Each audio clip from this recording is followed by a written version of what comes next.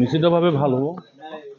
অকল মোৰে নহয়, আমি আশা কৰিছোঁ যে কেন্দ্ৰত NDA চৰকাৰ হ'ব আৰু প্ৰধানমন্ত্ৰী নৰেন্দ্ৰ মোদী ডাঙৰীয়া পুনৰবাৰ প্ৰধানমন্ত্ৰী আৰু অকণমান অপেক্ষা কৰক। সেইটো আৰু এইটো কৈ দিলেতো কাউণ্টিঙে নহ'ব দেখোন। সেইটো নকওঁ নাই, আশা বহুত বেছি। বিধায়ক ওচৰতে আছে, সংখ্যা কৰিলে বিধায়কে মোক ক'ব যে এইটো সংখ্যাটো মই জনা সংখ্যাটো আপুনি কেনেকৈ কৰিলে, সেইকাৰণে মোৰ মন নাই। আৰু এইফালে কাউণ্টিং এজেণ্টকেইটা বেহুচ হৈ যাব, কাৰণ কেলৈ EVM-ৰ কথাটো কেনেকৈ গম পাই গ'লো, হয় নে নহয় কথা?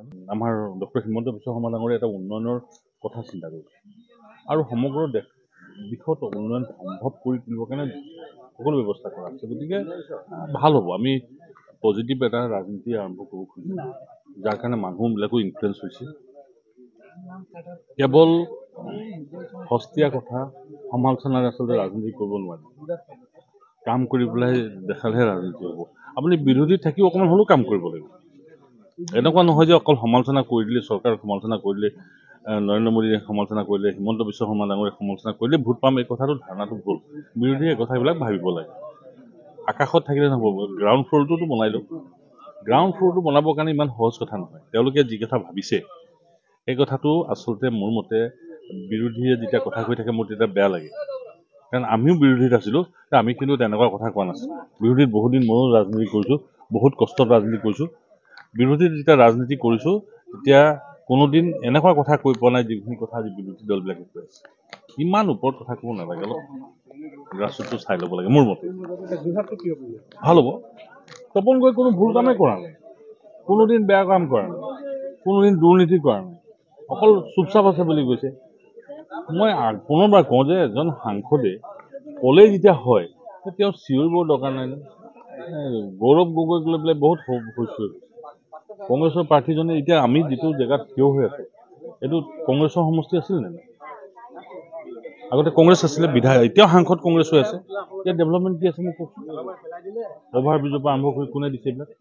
আৰু অকণমান গ'লে কলিয়াবৰ লোকসভা আগতে, এতিয়াহে আপোনাৰ সেই কলিয়াবৰ লোকসভাত আপুনি আগৰ কংগ্ৰেছৰ অস্তিত্ব বিচাৰি চাওকচোন। এটা লেভেলতো ডেভেলপমেণ্ট থাকিবই, কাৰণ গভৰ্ণমেণ্টে ডেভেলপমেণ্ট কৰিব লাগিব, বাওঁ গভৰ্ণমেণ্ট। কিন্তু তৰুণ গগৈ, দীপ গগৈ, গৌৰৱ গগৈ এওঁলোকৰ অৱদান আপুনি চাওকচোন কেনেকুৱা।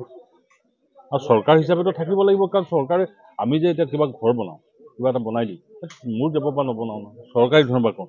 আপোনাৰ কথা হৈছে আপুনি ডিষ্ট্ৰিবিউশ্যনটো পাৱাৰ কেনেকৈ কৰিছে, ডিষ্ট্ৰিবিউশ্যন অফ স্কিমছ কেনেকৈ আছে তাৰ ওপৰত ডিপেণ্ড কৰিব।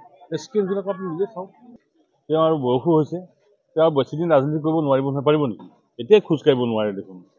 তেওঁক লৈ আৰু তেওঁ আমাৰ কাৰণে ভাল, তেওঁ থাকিলে আমি ভাল পাওঁ কি কাৰণে, এটলিষ্ট বদলি নবদলি কৰি থাকিবলৈ ভাল হয়। তেওঁ বৰ সন্মানীয় মানুহ, জ্ঞানী মানুহ, আৰু কেইদিনমান ৰাজনীতি কৰিব আছে।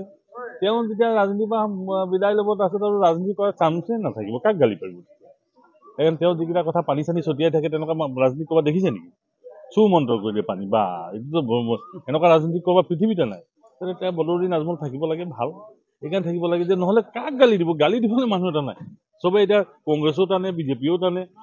কংগ্ৰেছে কৈ দিয়ে বিজেপিৰ লগত আছে, বিজেপি কৈ দিয়ে আমুকৰ লগত আছে। গতিকে আমাৰ কাৰণে এটা ভাল মানে কি কয় মানে কেতিয়াবা দেখিলে মই সাংসদত দেখিলে ভালো লাগে, মানুহজন আহিছে কেতিয়াবা যায়।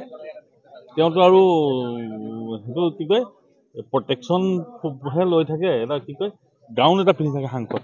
তেওঁকতো কি কাৰণে সাংসদ হৈ আছে মই নাজানো, তেওঁক সুধিব কেতিয়াবা।